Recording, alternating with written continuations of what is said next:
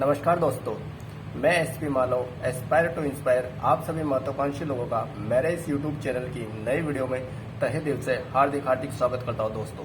दोस्तों आज अपन बात करेंगे ट्रेडिशनल मार्केटिंग या traditional business versus direct marketing या डायरेक्ट सेलिंग। दोनों में डिफरेंस समझेंगे दोस्तों, और दोनों में क्या क्या प्रोसेसिंग होती है, किस किस प्रोसेसिंग से जो प्रोडक्ट होता है वो सेल होता है, उस सेलिंग की प्रोसेस कहाँ कहाँ से गुजरती है, उसी के मुद्दे पे आज अपन चर्चा करेंगे और विस्तार पूर्वक इन दोनों पॉइंट्स को अच्छी तरह से समझेंगे दोस्तों। पर तो बने रहे लास्ट तक, इस वीडियो में आप बने रहना दोस्तों। Traditional business versus direct selling business आखिर क्या होता है, तो अपन को एक फ्लो चार्ट से समझते हैं। पहले अपन समझेंगे दोस्तों ट्रेडिशनल बिजनेस, उसके बाद में इसका डिफरेंस समझने के बाद में अपन समझेंगे डायरेक्ट सेलिंग। फिर दोनों को कंपैरिजन करेंगे कि ट्रेडिशनल बिजनेस कितना सिक्योर है और डायरेक्ट सेलिंग बिजनेस कितना सिक्योर है, किस बिजनेस से या किस सेलिंग से या किस मार्केटिंग से अपन को फायदा होता है और किस मार्केटिंग से अपन को नुकसान होता है। तो दोस्तों चलते हैं अगले पॉइंट पे। तो दोस्तों बात करते हैं what is traditional selling, difference between traditional selling versus direct selling. पहले अपन समझते हैं ट्रेडिशनल बिजनेस को। ट्रेडिशनल बिजनेस में क्या होता है दोस्तों, जब कोई प्रोडक्ट तैयार होता है, वो प्रोडक्ट किसमें तैयार होता है, एक कंपनी, कोई सी भी कंपनी होती है, जब वो प्रोडक्ट तैयार करती है, उसकी मैन्युफैक्चरिंग करती है, तो वो जो कंपनी उस प्रोडक्ट की मैन्युफैक्चर करती है वो एक लार्ज स्केल पे मैन्युफैक्चर होती है दोस्तों। एक लार्ज स्केल पे मैन्युफैक्चर होती है, ऐसे नहीं है कि 100 प्रोडक्ट या 200 प्रोडक्ट वो बनाती है या मैन्युफैक्चर करती है, नहीं दोस्तों, वो एक लार्ज स्केल पे मैन्युफैक्चर होता है। जब वो लार्ज स्केल पर मैन्युफैक्चर होता है तो उसकी कॉस्ट बहुत ही लो होती है। यानी कि एक लार्ज स्केल पे अगर अपन मैन्युफैक्चर कर रहे हैं किसी चीज की, तो उसकी जो कॉस्ट होती है, वो बनने वाली जो उसका खर्चा होता है वो बहुत लो कॉस्ट में हो जाता है। यानी कि अब बात करते हैं अपन, कोई प्रोडक्ट हो गया, उसकी जो कॉस्ट आती है मैन्युफैक्चर में, कॉस्ट आती है 30 रुपए। कितनी कॉस्ट आती है उसकी, 30 रुपए। 30 रुपए में वो बनके तैयार हो जाता है। फिर उसके बाद में, क्योंकि जो कंपनी जो प्रोडक्ट बनाती है, अब उसको मार्केट में भी तो उतारना है ना दोस्तों, वो कंपनी क्या करती है, मार्केट में उतारती है। तो मार्केट में उतारने के लिए उसके पहले अपन बात करते हैं कि उस कंपनी के पास एक लिमिटेड सर्किल होता है, एक लिमिटेड सर्किल होता है, जहां जहां तक उसका सर्किल होता है, जहां जहां तक जिस स्टेट में उसका सर्किल होता है वहां तक तो प्रोडक्ट पहुंचा सकते हैं। लेकिन एक नेशनल लेवल पे ट्रेंड्स में लाने के लिए उस प्रोडक्ट को, एक नेशनल लेवल पर ट्रेंड्स में लाने के लिए उस प्रोडक्ट को वो एक एडवर्टाइज करवाती है, एडवर्टाइजिंग करवाती है किसी सेलिब्रिटी से, टीवी माध्यम से, न्यूज़पेपर के माध्यम से, या ऑडियो वीडियो या फिर रेडियो के माध्यम से। तो क्या है, एक नेशनल लेवल पे पूरे देश के कोने कोने तक उस प्रोडक्ट की गुणवत्ता को बढ़ाने के लिए, उस प्रोडक्ट का प्रचार प्रसार करने के लिए एक सेलिब्रिटी से टीवी ऐड करवाती है। अब वो सेलिब्रिटी से क्यों करवाती है दोस्तों, आप जैसे मध्यम वर्ग के परिवार या कोई गरीब इंसान जिसको कोई नहीं जानता होगा उसके गांव के अलावा या उसके शहर के अलावा या उसके आसपास के एरिया वाला जिसको कोई नहीं जानता होगा, उससे वो एडवर्टाइजिंग नहीं करवाएंगे। क्यों? क्योंकि उनको प्रचार प्रसार करवाना है, तो सेलिब्रिटी से करवाते हैं। क्यों? क्योंकि सेलिब्रिटी के पास लाखों करोड़ों लोगों का नेटवर्क होता है, लाखों करोड़ों लोग कनेक्टेड होते हैं। जैसे एग्जाम्पल के तौर पर समझते हैं अमिताभ बच्चन साहब, उनके पास क्या है, लाखों लोगों का नेटवर्क है, करोड़ों लोगों का नेटवर्क है। बच्चन साहब को सब जानते हैं, महेंद्र सिंह धोनी को सब जानते हैं, विराट कोहली जी को सब जानते हैं, सचिन तेंदुलकर को सब जानते हैं। तो ये बड़ी बड़ी सेलिब्रिटी होती है। तो उस प्रोडक्ट को नेशनल लेवल पे ट्रेंड्स में लाने के लिए एक सेलिब्रिटी को सिलेक्ट किया जाता है और उस सेलिब्रिटी से उस प्रोडक्ट का एडवर्टाइज करवाया जाता है दोस्तों। अब एडवर्टाइजिंग कैसे होता है दोस्तों, इसके लिए अपन एक बेहतर एग्जाम्पल लेते हैं, उस एग्जाम्पल से अपन समझते हैं दोस्तों। जैसे सपोज करना दोस्तों, अपन एक नवरत्न तेल का एग्जांपल लेते हैं। अब नवरत्न तेल जिस कंपनी में बनता है, उस कंपनी का ना तो मैं अभी तक उस कंपनी का नाम जानता हूं, और बहुत सारे ऐसे लोग होंगे जो मेरे को सुन रहे होंगे, उन लोगों में से बहुत सारे ऐसे होंगे जो इस नवरत्न तेल, कौन सी कंपनी बनाती है इस नवरत्न तेल को, उसको नहीं जानते होंगे। कहां पर कंपनी का हेड ऑफिस है, इसको नहीं जानते होंगे। कंपनी के डायरेक्टर का नाम क्या है, इसको भी नहीं जानते होंगे। उनको मतलब क्या है, नवरत्न तेल से। लेकिन बहुत सारे लोगों को ये पता नहीं कि नवरत्न तेल कौन सी कंपनी बनाती है। सच बोलूं तो मेरे को भी अभी तक नहीं पता कि नवरत्न तेल कौन सी कंपनी बनाती है। लेकिन दोस्तों जिस कंपनी ने ये प्रोडक्ट तैयार किया नवरत्न तेल, इसको एक लार्ज स्केल पे सेटअप किया है, लार्ज स्केल पे इसकी मैन्युफैक्चर की है। लार्ज स्केल पे मैन्युफैक्चर करने के लिए मैंने बोला था कि कंपनी के पास एक लिमिटेड सर्किल होता है, जहां जहां तक उसका सर्किल होता है वो पहुंचा देती है प्रोडक्ट को। लेकिन नेशनल लेवल पे ट्रेंड्स में लाने के लिए किसी सेलिब्रिटी की उसको आवश्यकता होती है। तो ये कंपनी क्या करती है दोस्तों, ये कंपनी नवरत्न तेल का जो ऐड करते हैं वह करते हैं सदी के महानायक अमिताभ बच्चन साहब। तो इन नवरत्न तेल बनाने वाली कंपनी ने क्या किया, ऐड बनाने वाली जो कंपनी होती है उनको उनके साथ साझा किया। साझा करने के बाद बच्चन साहब से एक उनका एड शूट करवा दिया। बच्चन साहब ने क्या किया, इस नवरत्न तेल के बारे में लोगों को प्रमोट किया, यानी कि नवरत्न तेल की थोड़ी सी उन्होंने तारीफ कर दी। अब वो तारीफ कैसे करते हैं दोस्तों, उन्होंने क्या बताया नवरत्न तेल के बारे में। जैसे भी नवरत्न तेल का एड शूट करते तो बच्चन साहब उस नवरत्न तेल की थोड़ी सी तारीफ करते और क्या बताते कि नवरत्न तेल का काम क्या है। यही कि वो एक ठंडा तेल है जिससे अगर सर की मालिश की जाए तो एकदम ठंडा का एहसास होता है, थकान और तनाव दूर हो जाता है और सर दर्द भी ठीक हो जाता है। ये बात करते बच्चन साहब, ये बताते बच्चन साहब लोगों को नवरत्न तेल के बारे में। लेकिन क्या अमिताभ बच्चन साहब जा जाकर क्या सिर्फ उसी को नवरत्न तेल के बारे में बताते जिसको सर में दर्द हो रहा है? ऐसा तो नहीं है ना दोस्तों कि किसी के घर में सिर दर्द हो रहा है तो उसके घर में जाकर के उसको बताएंगे कि भाई तू नवरत्न तेल यूज कर, तेरा सिर दर्द थकान सब दूर हो जाएगा। नहीं ना, वो तो एक नेशनल लेवल पे ट्रेंड्स करते हैं। एड शूट कंपनी आती है, उनका एड करती है, 2 या 3 मिनट का उनका एड होता है और सबको वो नॉलेज देते हैं, उस प्रोडक्ट को प्रमोट करते हैं। तो लेकिन क्या अमिताभ बच्चन साहब जा जाकर सिर्फ उसी को नवरत्न तेल के बारे में बताते जिसको सर में दर्द हो रहा है, या क्या सिर्फ उसी को नवरत्न तेल के बारे में बताते जिसको थकान या तनाव महसूस हो रहा है? नहीं दोस्तों, ये सबको इंक्लूड करते हैं। सारे नेशनल लेवल पे देश के जितने भी कोने कोने में जहां जहां तक बच्चन साहब की एड पहुंचता है, टीवी पर एड आता है, लोग देखते हैं, तो लोग उनसे क्या होते हैं, एक प्रमोट होते हैं उनसे, और फिर उनको देख करके नवरत्न तेल का प्रचार होता है। बस उसी के आधार पर लोग क्या करते हैं, नवरत्न तेल को कंपनी देख के नहीं खरीदते, नवरत्न तेल को अगर खरीदते तो सिर्फ और सिर्फ बच्चन साहब का फेस देख करके, ना कि कंपनी को देख के दोस्तों। बस इसमें बच्चन साहब का क्या रोल था दोस्तों, उन्होंने कंपनी का जो प्रोडक्ट था और लोग थे, उन लोगों को बस कनेक्ट कर दिया किससे, प्रोडक्ट, कंपनी के प्रोडक्ट से। यानी कि जो नवरत्न तेल जिस कंपनी ने बनाया था उसके बीच के उस कंपनी के प्रोडक्ट नवरत्न तेल को किससे कनेक्ट कर दिया, पब्लिक से कनेक्ट कर दिया। यानी कि अमिताभ बच्चन साहब ने क्या किया, उस तेल का प्रमोशन किया, उस तेल के बारे में तारीफ की और लोगों को उस तेल से कनेक्ट करवा दिया। यानी कि सब पूरा काम किसका था, कंपनी का था। प्रोडक्ट किसने बनाया, कंपनी ने बनाया। सिस्टम किसका था, पूरा सेटअप किसका था, कंपनी का था। लेकिन मैंने बोला था दोस्तों, कंपनी के पास सिर्फ और सिर्फ नहीं थे तो लोग नहीं थे, लोगों की कमी थी। उनका पास एक लिमिटेड सर्किल था, लेकिन बच्चन साहब के पास अनलिमिटेड सर्किल था। बच्चन साहब को सब जानते थे, इसलिए कंपनी ने उस नवरत्न तेल को ट्रेंड्स में लाने के लिए, नेशनल लेवल पर ट्रेंड्स में लाने के लिए उन्होंने बच्चन साहब का सहारा लिया और बच्चन साहब ने केवल प्रोडक्ट और लोगों को कनेक्ट कर दिया। यानी कि एक लिंक का काम किया है बच्चन साहब ने, इसके अलावा और कुछ नहीं किया दोस्तों। ये था दोस्तों, उन्होंने कनेक्ट किया कंपनी का प्रोडक्ट, कंपनी का सिस्टम, लेकिन कंपनी के पास पीपुल नहीं थे। बच्चन साहब के पास कोई प्रोडक्ट का मैन्युफैक्चर बच्चन साहब ने नहीं किया। सिस्टम प्रोसेस बच्चन साहब के पास नहीं थी। बच्चन साहब के पास सिर्फ और सिर्फ थे तो लोग थे। बस वो लोगों को उन्होंने कनेक्ट करवा दिया और वो प्रचार प्रसार नवरत्न तेल का बच्चन साहब ने करवाया। लोगों ने नवरत्न तेल कंपनी को देखकर नहीं खरीदा, बच्चन साहब का फेस देखकर खरीदा। तो ये होती दोस्तों, इन्होंने एक लिंक का काम किया और इस लिंक से इन्होंने बहुत पैसा कमाया। जो 10 फिल्मों में जितना पैसा ये नहीं कमा सकते थे, केवल 2 से 3 मिनट का एड शूट करने में इन्होंने इतना पैसा कमा लिया जो 10 फिल्मों में भी नहीं कमाते थे दोस्तों।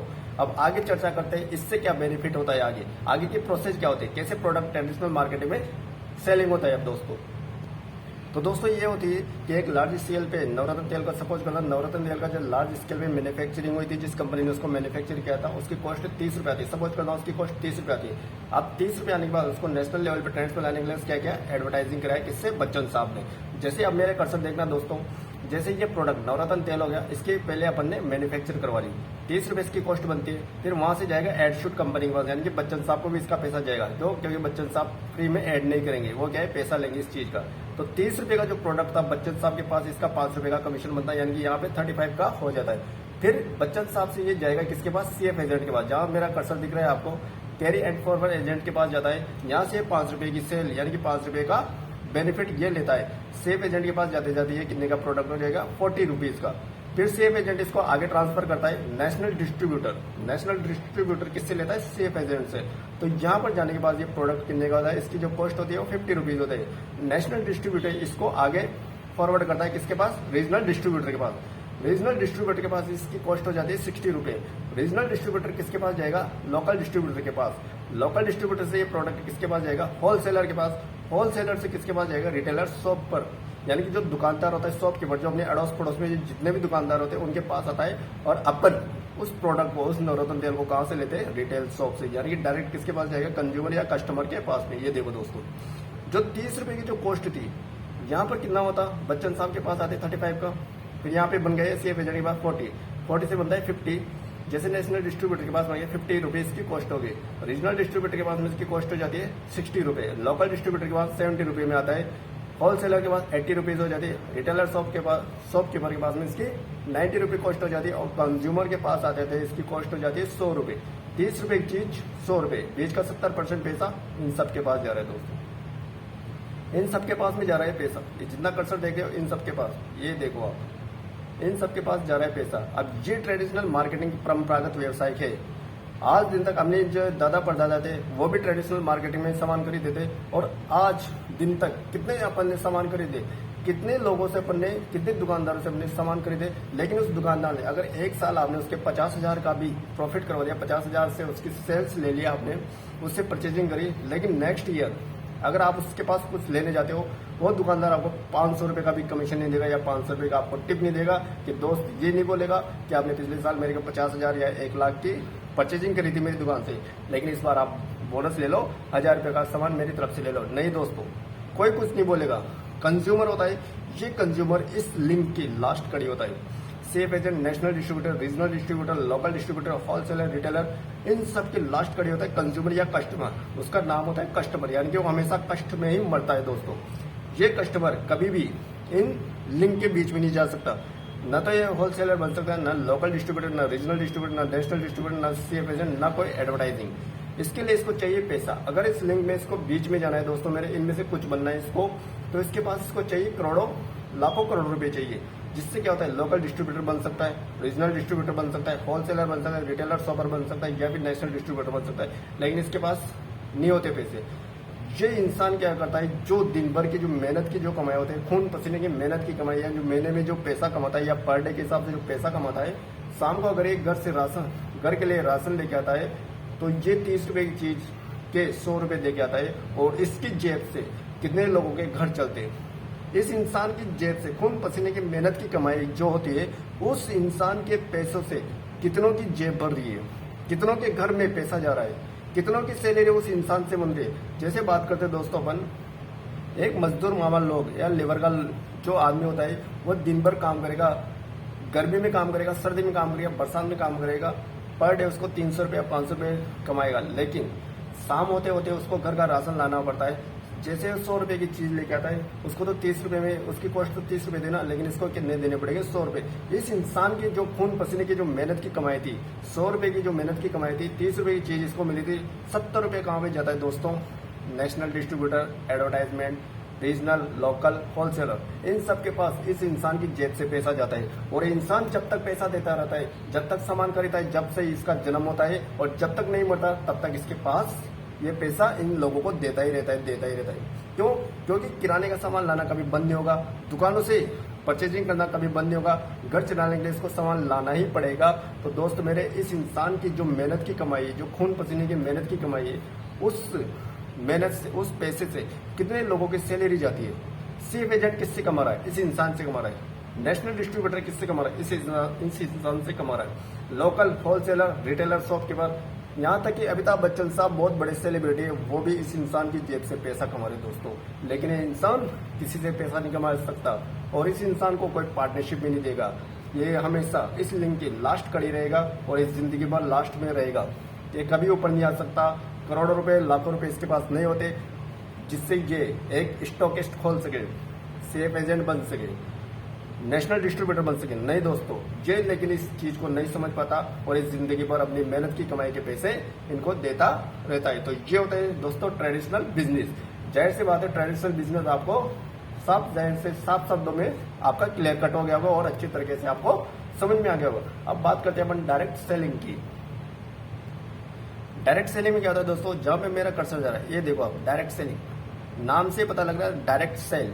इसमें क्या होता है दोस्तों, इसमें भी वही होता है, कंपनी जो प्रोडक्ट होती है वो भी लार्ज स्केल पे मैन्युफैक्चर करती है। इसकी कॉस्ट भी, जब प्रोडक्ट मैन्युफैक्चर होता है, इसकी कॉस्ट भी 30 रुपीज ही होती है, मात्र 30 रुपीज होती है।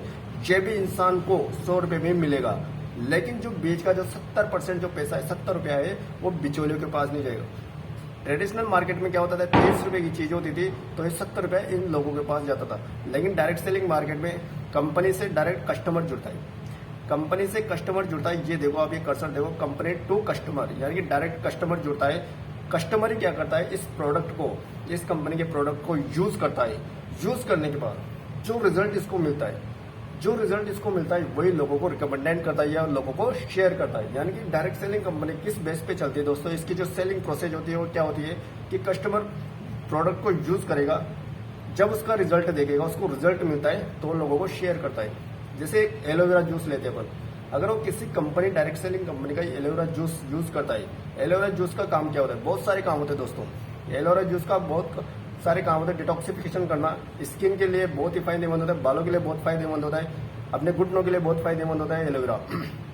तो जैसे ये एलोवेरा का यूज करता है, एलोवेरा का रिजल्ट देखने के बाद अगर ये लोगों को बताता है, इसके सर्किल के एरिया में लोगों को बताता है, फ्रेंड्स को बताता है या फिर रिलेटिव्स को बताता है, तो ये इंसान इतना एक्साइटेड हो जाता है, इतना कॉन्फिडेंस से होता है, जब इस इंसान की आवाज से निकलता है एलोवेरा के बारे में बेनिफिट, तो वो इंसान की आवाज में एक एलोवेरा का गुण होता है।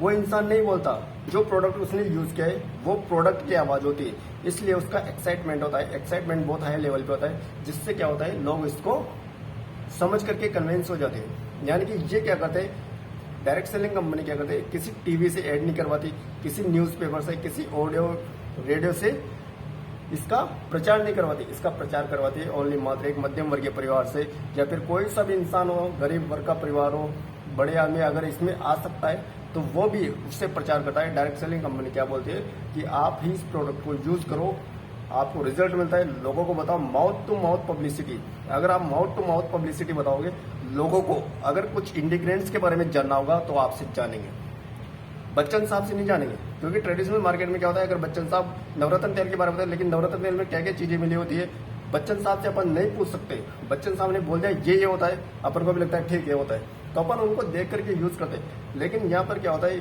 जो उसमें इंग्रेडिएंट मिले होंगे उससे आप उसके बारे में भी उससे एडवाइस ले सकते हो कि ये इंग्रेडिएंट मिलाए तो ये अपनी बॉडी में क्या फायदा करेगा। वेलनेस की चीज होती है, ये अपनी बॉडी में क्या फायदा करेगा। घर के खाने पीने की चीज होती है, ये अपनी बॉडी में क्या फायदा करेगा। वेलनेस पे कितना ध्यान देती है डायरेक्ट सेलिंग कंपनी और ट्रेडिशनल कंपनी कितना ध्यान देती है, ये चीजें होती है दोस्तों। माउथ टू माउथ पब्लिसिटी में ये क्या करती है डायरेक्ट सेलिंग कंपनी, 30 रुपए का प्रोडक्ट होता है 100 रुपए में देती है, जो 70% पैसा होता है ये उस इंसान जो इससे डायरेक्ट जुड़ा होता है उसको, और डायरेक्ट उस टीम जो बनाता है आगे लोगों को प्रमोट करता है, उसमें ये पैसा डिस्ट्रीब्यूट होता है, बिचौलियों के पास कोई पैसा नहीं जाता। डायरेक्ट सेलिंग कंपनी क्या है, आपका एक केवाईसी करवाती है, केवाईसी कराने के बाद आप उसमें पार्टनरशिप ले लेते हो। एक बार जब आप प्रोडक्ट यहाँ से यूज करते हो, चंद पैसे यहाँ पे प्रोडक्ट लेने पड़ते हैं आपको, उसके बाद प्रोडक्ट यूज करने के बाद में आप लोगों को बताते हो, तो डायरेक्ट सेलिंग कंपनी जो पैसा सेलिब्रिटी को देना चाहती थी, जो पैसा लोकल डिस्ट्रीब्यूटर को देना चाहती थी, वो इनको ना दे करके आपको ही देती। क्यों? क्योंकि आप ही उस कंपनी के लिए डायरेक्ट सेलिब्रिटी हो, आप ही उस कंपनी के लिए ग्रेट पर्सनैलिटी हो, आप ही उस कंपनी के लिए एक सेलिब्रिटी हो, बहुत बड़ी सेलिब्रिटी हो आप उस कंपनी के लिए, आप उस कंपनी के प्रोडक्ट का प्रचार कर रहे हो दोस्तों। तो ये होती है डायरेक्ट सेलिंग कंपनी। यहाँ पे आपका केवाईसी होता है, यहाँ पे आपको पार्टनरशिप दी जाती है कि आप प्रोडक्ट को यूज करने के बाद यहाँ पर बिजनेस पार्टनरशिप भी ले सकते हो और लोगों को भी बिजनेस पार्टनरशिप दे सकते हो। इससे आपको एक रोजगार का माध्यम मिलता है, आपकी वेलनेस मेंटेन रहेगी, आपका घर का खाना पीना मिलावटी सामान यहाँ से नहीं आएगा। क्यों? क्योंकि इनके जो प्रोडक्ट होते हैं इनकी पूरी R&D होती है, रिसर्च एंड डेवलपमेंट प्रोसेस होती है, उसके थ्रू ये प्रोडक्ट मार्केट में आता है। तो ये चीज होती है डायरेक्ट सेलिंग कंपनी दोस्तों। क्योंकि ट्रेडिशनल मार्केट में आपकी कोई केवाईसी नहीं होती, कोई आपको पार्टनरशिप नहीं दे सकता, आप केवल लास्ट कड़ी होते हैं कंज्यूमर, इसके अलावा आपके पास कोई ऑप्शन नहीं होता कि आप बीच में चले जाओ। लेकिन डायरेक्ट सेलिंग कंपनी भी आप टॉप में भी जा सकते हो। यहाँ से आप एक टीम क्रिएट कर सकते हो, जितना बिजनेस करके आप कंपनी को देते हो, कंपनी को होने वाले फायदा जो पैसा रहता है 30% अपने पास रखती है, 70% पैसा आपके पास में आपके और आपकी टीम में डिस्ट्रीब्यूट कर देती है दोस्तों। तो ये चीज होती है दोस्तों। ट्रेडिशनल बिजनेस क्या होता है, डायरेक्ट सेलिंग बिजनेस क्या होता है। ट्रेडिशनल अब अगर आपको डायरेक्ट सेलिंग बिजनेस में जाना है तो केवल आपको दुकान चेंज करनी है। ये दुकान जो ट्रेडिशनल मार्केट से सामान ना लेकर एक बार आप डायरेक्ट सेलिंग से लो, इससे क्या होगा, आपको बहुत बेनिफिट होगा। आप एक सेलिब्रिटी के रूप में उभरोगे, माउथ टू माउथ पब्लिसिटी में उभरोगे, वेलनेस की चीजें यूज करनी, आपकी हेल्थ मेंटेन रहेगी दोस्तों। ये चीज होती है दोस्तों एक नंबर की। कोई चीज जो भी बनती है वो R&D प्रोसेस के थ्रू आती है, कोई मिलावटी का खतरा नहीं है दोस्तों। तो जैसी सी बात है दोस्तों, ये चीज आपको समझ में आ गई होगी। ट्रेडिशनल बिजनेस क्या होता है, डायरेक्ट सेलिंग बिजनेस क्या होता है, दोनों में डिफरेंट क्या होता है, साफ साफ क्लीन कट शब्दों में मैंने आपको बताया। फिर भी यदि आपको कोई चीज समझ में नहीं है तो मेरे को मेरे चैनल के जो इस वीडियो में उसमें कमेंट करके बताइएगा, मैं आपको उसका एक्सप्लेनेशन और अच्छी तरीके से दूंगा दोस्तों। तो दोस्तों यही था आज का अपना टॉपिक, ट्रेडिशनल बिजनेस और डायरेक्ट सेलिंग बिजनेस को समझने का। बहुत ही जल्द नए वीडियो में मिलेंगे अपन, बहुत ही जल्द आपके सामने एक और नए वीडियो प्रस्तुत करेंगे नए टॉपिक के साथ में। तो ठीक है दोस्तों, यही नशा डिस्कशन था आज हमने इस टॉपिक के बारे में, डायरेक्ट सेलिंग और ट्रेडिशनल बिजनेस के बारे में। तो बहुत ही जल्द नए वीडियो के साथ में मिलते हैं। आपका यदि आपने अभी तक हमारे चैनल को सब्सक्राइब नहीं किया तो सब्सक्राइब करना, वीडियो को लाइक करना, कमेंट करके बताना कि क्या अच्छा लगा, और कुछ चीज समझने है तो भी कमेंट करना, उसको अच्छे से एक्सप्लेनेशन करूंगा। ठीक है दोस्तों, बेल आइकन जरूर दबाना ताकि इससे क्या होगा, नए वीडियो का नोटिफिकेशन आपको सबसे पहले मिल सके। तो थैंक यू दोस्तों, इतनी देर तक हमारे चैनल पे बने रहने के लिए आपका बहुत बहुत दिल से शुक्रिया अदा करता हूँ दोस्तों। मैं मिस्टर SP मौला, एस्पायर टू इंस्पायर, आप सभी महत्वाकांक्षी लोगों का इतनी देर तक मेरे चैनल पे बने रहने के तहे दिल से हार्दिक अभिनंदन करता हूँ दोस्तों। मिलते हैं बहुत ही जल्द नई वीडियो के साथ में, तब तक के लिए wish you all the best. Thank you दोस्तों।